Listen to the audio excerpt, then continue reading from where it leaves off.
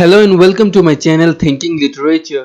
इस वीडियो में हम विलियम शेक्सपियर की फेमस ट्रेजेडी ओथेलो को डिस्कस करेंगे। So let's jump into it. सबसे पहले हम ओथेलो ट्रेजेडी के कैरेक्टर्स को समझ लेते हैं ताकि हम इस ट्रेजेडी को अच्छे से समझ पाएं। इस ट्रेजेडी का हीरो था ओथेलो, जो कि वेनिस के आर्मी का जनरल था और वो देखने में कुछ ज़्यादा हैंडसम भी नहीं था, बस ठीक ठाक सा था वो।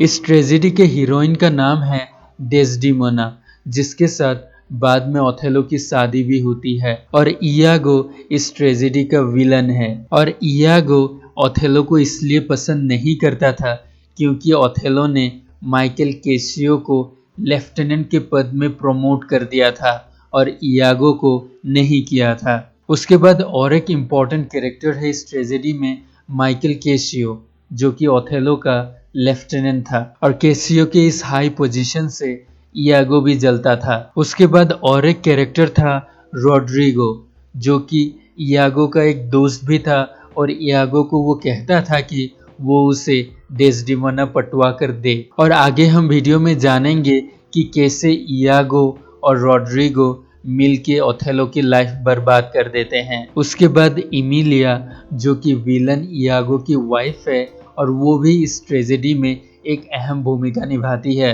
और भी एक कैरेक्टर है इस ट्रेजेडी में, ब्रेवेंटियो, जो कि डेस्डिमोना का फादर हैं। ये हो गए हैं इस ट्रेजेडी के मेन कैरेक्टर्स। और भी कई माइनर कैरेक्टर्स हैं जिनको हम आगे वीडियो में इस स्टोरी को समझते समझते जानेंगे। चलिए शुरू करते हैं। ओथेलो ट्रेजेडी शुरू होता है वेनिस के एक स्ट्रीट में, जहाँ पर रोड्रिगो, जो कि एक अमीर आदमी है, और इयागो बात कर रहे हैं। ये जो रोड्रिगो है, ये पहले से ही इयागो को पैसा दे रहा होता है ताकि इयागो डेस्डिमोना को रोड्रिगो के लिए पटा सके। लेकिन रोड्रिगो को जब ये पता चलता है कि डेस्डिमोना ने तो चुपके से ओथेलो से शादी कर ली है, तब उसे बहुत गुस्सा आता है। तभी इयागो भी रोड्रिगो से कहता है कि वो भी ओथेलो को पसंद नहीं करता क्योंकि ओथेलो ने इयागो के बजाय माइकल कैसियो को लेफ्टिनेंट बनाया, जिसे उस पद का कुछ भी एक्सपीरियंस नहीं है। इयागो रोड्रिगो से कहता है कि उन्हें डेस्डिमोना के फादर के पास जाना चाहिए और उन्हें कहना चाहिए कि डेस्डिमोना तो ओथेलो के साथ भाग गई है। इयागो और रोड्रिगो डेस्डिमोना के घर जाते हैं और बाहर से ही डेस्डिमोना के फादर को आवाज़ देते हैं। और जब ब्रेवेंटियो बाहर आता है, तब इयागो और रोड्रिगो उसे कहते हैं कि उसकी बेटी डेस्डिमोना तो ओथेलो के साथ भाग गई है। पहले तो ब्रेवेंटियो उनकी बातों पर विश्वास नहीं करता, लेकिन जब वो पूरी घर की तलाशी लेता है और डेस्डिमोना को नहीं पाता, तब वो उनकी बातों को मान लेता है। उसके बाद ब्रेवेंटियो कुछ लोगों को इकट्ठा करता है और ओथेलो को ढूंढने निकल पड़ता है। तभी इयागो रोड्रिगो को छोड़ के पहले ही ओथेलो के पास चला आता है और कहता है कि उसके और डेस्डिमोना की शादी के बारे में उसके पिताजी ब्रेवेंटियो को पता चल गया है और वो कुछ ही समय में यहाँ आ सकते हैं। और तभी माइकल कैसियो, जो कि ओथेलो का लेफ्टिनेंट था, वो भी वहाँ आता है और ड्यूक का जरूरी मैसेज ओथेलो को देता है। और ये जरूरी मैसेज ये था कि जो टर्किश आर्मी है वो साइप्रस पर हमला करने वाले हैं और ओथेलो को तुरंत इस टर्किश हमले को रोकने के लिए साइप्रस जाना पड़ेगा। तभी ब्रेवेंटियो कुछ लोगों के साथ वहां पहुंच जाता है और ओथेलो पर यह आरोप लगाता है कि उसने उसकी बेटी डेस्डिमोना के ऊपर कुछ काला जादू किया है। लेकिन जब ब्रेवेंटियो को पता चलता है कि ओथेलो भी अभी ड्यूक के पास ही जा रहा है, तब ब्रेवेंटियो कहता है कि ठीक है, तो फिर ये मुद्दा ड्यूक के पास ही सुलझाते हैं और वहीं पर इसका फैसला करते हैं। और ड्यूक की इस असेंबली में ब्रेवेंटियो ओथेलो के ऊपर ये आरोप लगाता है कि उसने उसकी बेटी डेस्डिमोना के ऊपर काला जादू करके अपने जाल में फंसाया है। लेकिन ओथेलो कहता है कि उसने डेस्डिमोना के ऊपर कोई भी काला जादू नहीं किया है, बल्कि उसने तो डेस्डिमोना को अपनी वॉर्स और एडवेंचर्स की स्टोरी सुनाई थी, जिससे वो प्रभावित होकर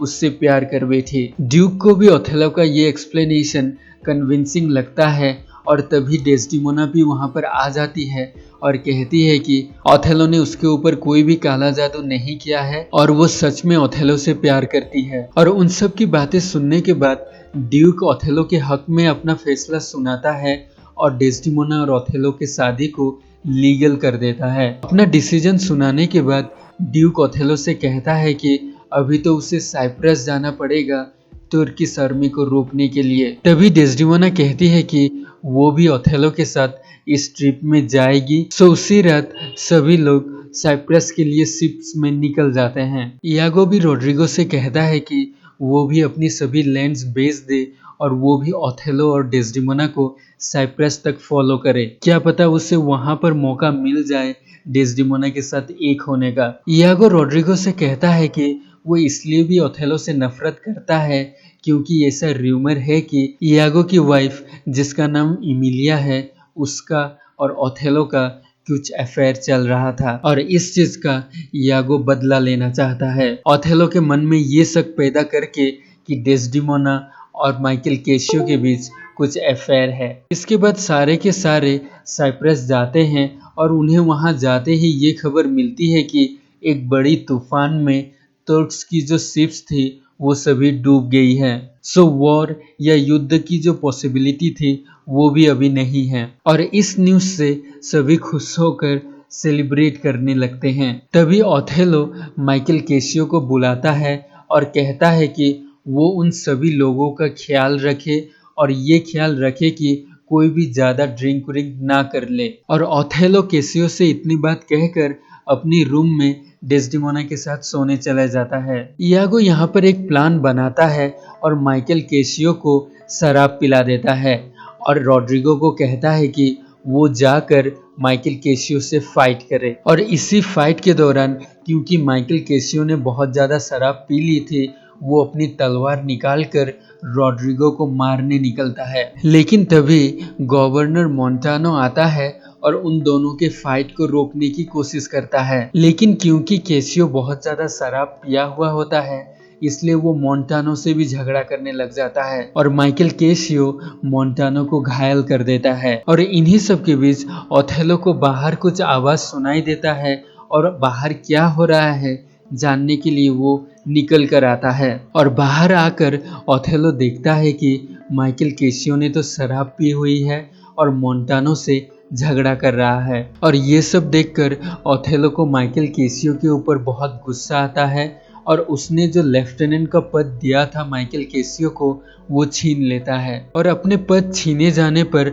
माइकल केशियो बहुत दुखी हो जाता है। और यहाँ पर इयागो माइकल केशियो से कहता है कि अगर उसे अपना पद वापस पाना है तो उसे डेस्टिमोना से बात करना पड़ेगा। और इयागो कहता है कि अगर डेस्टिमोना ओथेलो को रिक्वेस्ट करेगी तो वो जरूर माइकल केशियो को अपना पद वापस दे देगा। इयागो से एडवाइस लेकर माइकल केशियो अकेले में डेस्टिमोना से मिलने चला जाता है और केशियो डेस्टिमोना से हेल्प मांगता है और डेस्टिमोना भी केशियो को हेल्प करने के लिए राजी हो जाती है क्योंकि डेस्टिमोना को भी पता है कि केशियो ओथेलो का एक वफादार दोस्त है और उसके साथ साथ केशियो एक अच्छा इंसान भी है। लेकिन जब इयागो और ओथेलो वहां पर आते हैं तभी माइकल केशियो वहां से उठकर चला जाता है क्योंकि माइकल केशियो पर्सनली ओथेलो को फेस नहीं करना चाहता था। और इसी चीज का फायदा उठा के इयागो ओथेलो के मन में शक की बीज बोता है और कहता है कि जब ओथेलो उनके नजदीक गया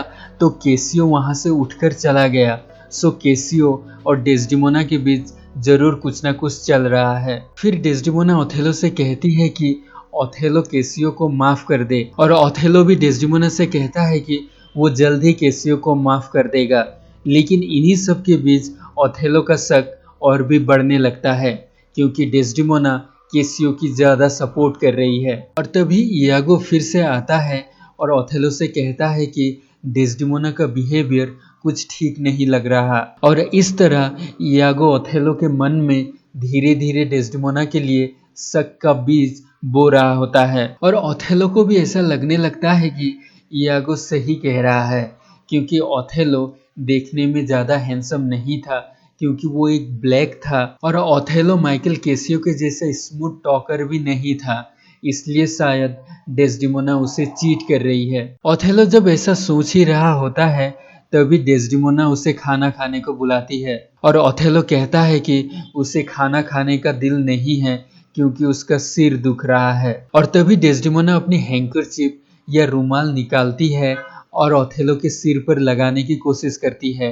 लेकिन ओथेलो डेस्डेमोना को धक्का दे देता है और इसी वजह से वो रुमाल वहीं पर गिर जाता है। और जब ओथेलो और डेस्डेमोना वहां से चले जाते हैं, तब इमिलिया जो कि इयागो की वाइफ है वो आती है और वो रुमाल को रख लेती है, क्योंकि उसके हस्बैंड इयागो ने उसे वो रुमाल चुराने को कहा था। और ये वही रुमाल है जो रुमाल ओथेलो ने डेस्डेमोना को एज ए प्यार की निशानी दिया था, और इमिलिया ये रुमाल अब इयागो को दे देती है। इसके बाद इयागो वो रुमाल चुपके से केसियो के रूम में रख देता है। जब इयागो रोज रोज आकर ओथेलो को डेस्डेमोना की बेवफाई के बारे में कहता है, तब ओथेलो को भी गुस्सा आता है और इयागो से डेस्डेमोना और केसियो के बीच की जो अफेयर है उसके प्रूफ मांगता है। तब इयागो ओथेलो से पूछता है कि क्या डेस्डेमोना के पास स्ट्रॉबेरीज एम्ब्रॉयडर्ड किया हुआ रुमाल या हैंकरचिप है या नहीं।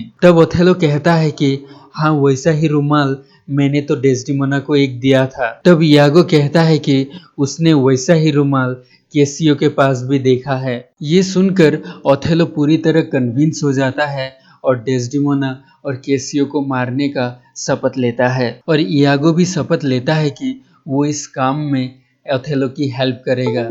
फिर ओथेलो अपने घर जाकर डेस्डेमोना से ये पूछता है कि उसने जो रुमाल दिया था वो कहाँ है, लेकिन डेस्डेमोना बार बार केसियो को हेल्प करने की बात निकालती है। ओथेलो जितनी बार उसे उस रुमाल के बारे में पूछता है, उतनी ही बार डेस्डेमोना भी उसे माइकल केसियो को हेल्प करने की बात कहती है। फिर ओथेलो बहुत गुस्सा हो जाता है और वो वहां से निकल जाता है। यहाँ पर एक कैरेक्टर होती है जो कि एक अहम कैरेक्टर है, उसका नाम है बियांका, जो कि एक प्रोस्टिट्यूट है और वो माइकल केसियो से प्यार करती है। और बियांका आती है और केसियो से पूछती है कि वो क्यों इतने दिनों से उसे मिलने नहीं आया, और तभी माइकल केसियो रूम में रहे उस रुमाल को बियांका को दे देता है और कहता है कि उसमें जो एम्ब्रॉयडरी किया गया है उसे कॉपी करे। इयागो और ओथेलो माइकल केसियो और डेस्डेमोना के अफेयर के बारे में बात कर रही होते हैं कि तभी माइकल केसियो वहां पर आ जाता है। तभी इयागो ओथेलो को छुप जाने को कहता है और कहता है कि वो माइकल केसियो से बात करेगा और वो चुपके से उनकी बातें सुने। और इयागो ओथेलो की जेलेसी बढ़ाने के लिए केसियो से बियांका के बारे में पूछता है और पूछता है कि वो कब शादी करने वाले हैं। और इयागो की ये सब क्वेश्चंस केसियो को बहुत मजाकिया लगता है और वो जोर जोर से हंसने लगता है। और ओथेलो जो चुपके से उनकी बातें सुन रहा था, उसे लगता है कि केसियो उसके और डेस्डेमोना के साथ रहे अफेयर की बातें कर कर खुश हो रहा है। और तभी बियांका वही रुमाल लेके आती है जो असल में ओथेलो ने डेस्डेमोना को दिया था। और ओथेलो वो रुमाल देखते ही पहचान गया और उसे ये लगने लगा कि डेस्डेमोना ने वो रुमाल केसियो को दिया और केसियो ने वो रुमाल प्रोस्टिट्यूट बियांका को दिया। और इसी वक्त ओथेलो को पूरा विश्वास हो जाता है कि माइकल केसियो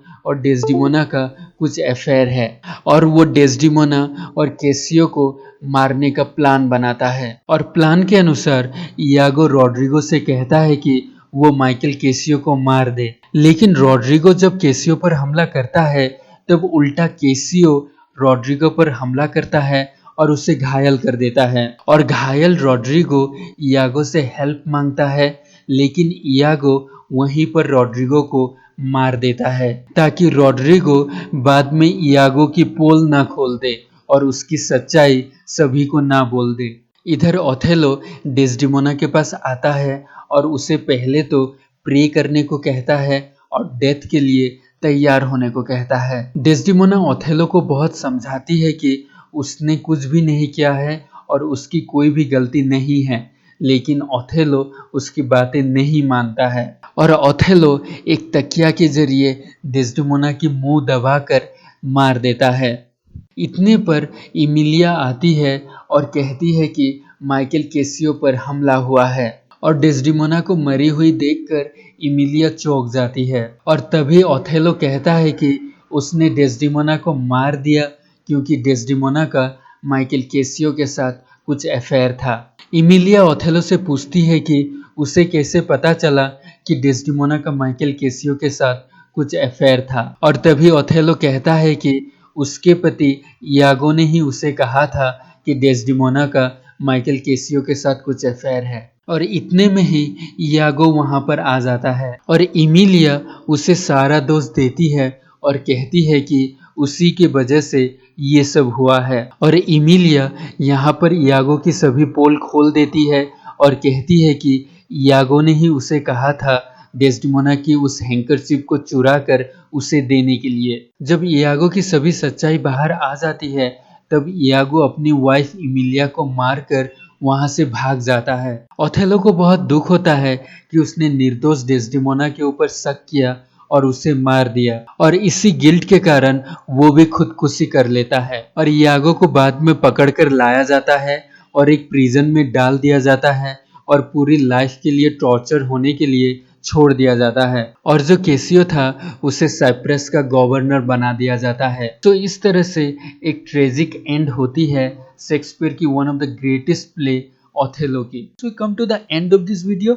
अगर आपको वीडियो अच्छा लगा तो लाइक कीजिए, अगर अच्छा नहीं लगा तो डिसलाइक कीजिए और अगर नए हैं तो सब्सक्राइब कीजिए।